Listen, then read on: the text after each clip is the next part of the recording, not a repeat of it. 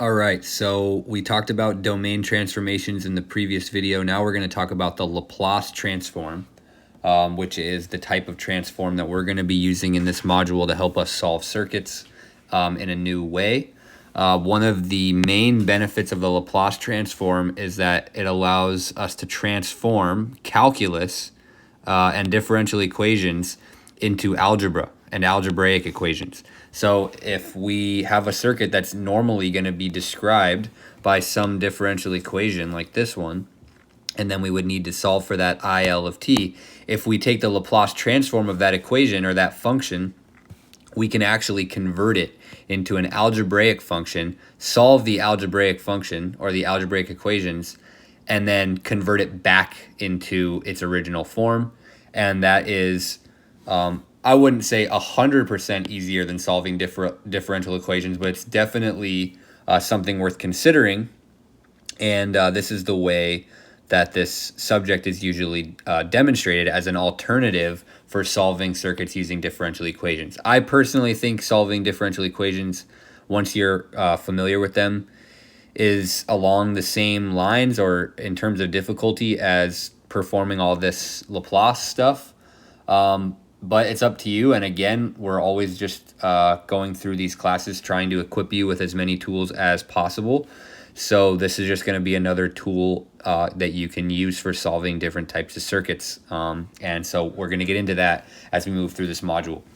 But basically, by definition, this is the Laplace transform. It looks very complicated, but let's break it down. So basically, the Laplace operator is this capital L in cursive. Kind of looks different here, but a lot of times I'll probably draw it like this. And we're basically just saying that we're going to take the Laplace transform of whatever's inside the curly braces here. So if I put something in here, that basically means I'm taking the Laplace transform of that thing. And so, by definition, the Laplace transform of some function f of t gives me a new function f of s. Okay, so I take the Laplace transform of some function f of t, I get some new function called f of s. Okay, and so that's all we have here. We're basically just saying that the Laplace transform of some function f of t gives me some new function f of s. And the way that I take the Laplace transform is I integrate from 0 to infinity. It's 0 minus here, but that just has to do with including initial conditions. You can really just think of it as an integral from 0 to infinity.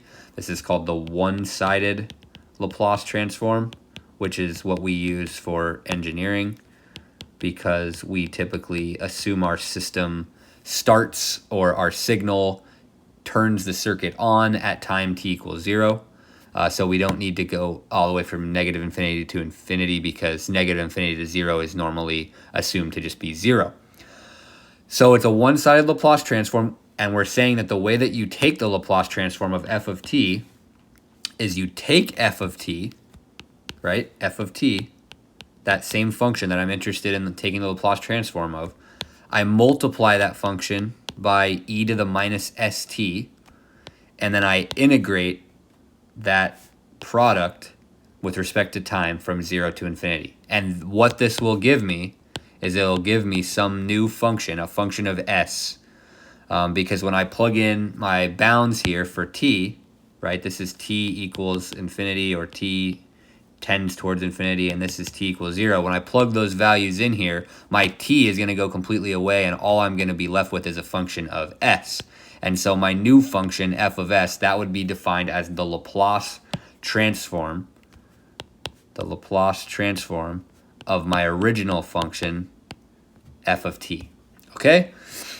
And so let's recall, this is purely math right now. This is just introducing what the Laplace transform is. We're not talking about what it does or why it's important to us, but just the math for showing what the Laplace transform is. For a function f of t, we take that function, we multiply it by e to the minus st, and then we integrate that product from 0 to infinity with respect to time, and we get a new function, f of s. That is the Laplace transform of some function f of t. You can recall that S is equal to sigma plus j omega. We talked about that a little bit in module 2. 2.25 to be exact is where we talked about it. And so if you wanted to, you could break this e to the minus st up into e to the minus sigma plus j omega times t. I guess that's a pretty bad omega. There you go. And then that would be e to the minus sigma t times e to the minus j omega t. And I'm not going to ask you guys to do a whole lot, if any, solving of the actual Laplace transform. We're going to be using something called a Laplace transform table, which is really nice because it basically gives us the corresponding. So for every function of t, there is some corresponding function of s that we can find using the Laplace transform. And we're going to be using a table that takes a bunch of common functions of t and gives us those functions in one column and gives us their Laplace transforms in another column. Of course, I'll solve some examples. I might throw a homework problem on there that asks you to find the Laplace transform of some simple functions. But most of the time, we're going to be using the Laplace transform table because each function has a unique f of s, like I said.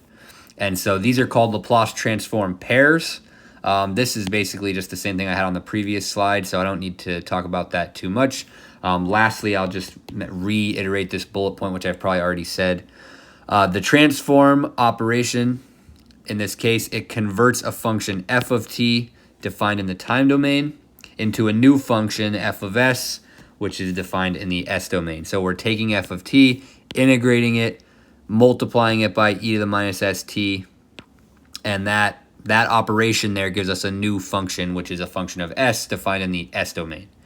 And of course, like I said one last time, every function of t has a corresponding function of s in the Laplace domain, and we're going to basically use the Laplace transform table to help us out quite a bit as we solve these problems. Okay, so I'm going to end this video here. In the next video, I'm going to do an example where I actually compute the Laplace transform of one of our functions that we're going to be looking at, the unit step function. Okay, so I'm going to end this video here, and we'll see you guys in the next video.